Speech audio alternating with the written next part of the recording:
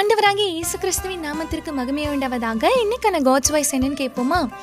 YONO 2வது அதிகாரம் 2வது வசனத்தில், என் நெருக்கத்தில் நான் கர்த்தரை நோக்கி கூப்பிட்டேன், அவர் எனக்கு உத்தரவு அருளினார் அப்படின்னு யோனா சொல்கிறத நம்ம பார்க்குறோங்க. ஆமாங்க, இன்றைக்கி நீங்கள் கூட உங்கள் வாழ்க்கையில் பல நெருக்கடியான சூழ்நிலைகளை கடந்து வந்திருப்பீங்க, இல்லை கடந்துக்கிட்டு இருப்பீங்க, ஒருவேளை இனி கடக்க போகிறதா கூட இருக்கலாங்க.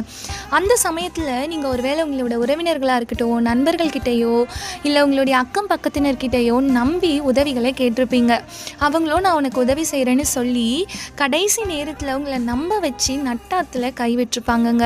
அப்படிப்பட்ட சூழ்நிலைகளெல்லாம் நீங்கள் கடந்து வந்திருக்கீங்களா? இன்றைக்கி ஏசப்பா உங்களை பார்த்து தான் சொல்கிறாரு, உங்களுடைய எப்படிப்பட்ட நெருக்கடியான சூழ்நிலையாக இருந்தாலும் முதல்ல என்னை நோக்கி கூப்பிடுங்க, யோனாவுக்கு நான் எப்படி உத்தரவு கொடுத்தனோ அதுபோல் உங்களுக்கும் கொடுப்பேன் அப்படின்னு ஏசப்பா உங்களை பார்த்து சொல்கிறாருங்க. இன்னொரு விஷயத்தையும் நான் உங்ககிட்ட சொல்லிக்க ஆசைப்படுறேன். வேதத்தில் இன்னொரு வசனம் இருக்குது, மனுஷனை நம்புவதை பார்க்கிலும் கர்த்தர் பேரில் பற்றுதலாக இருப்பதே நலம் அப்படின்னு வேத வசனம் சொல்லுதுங்க.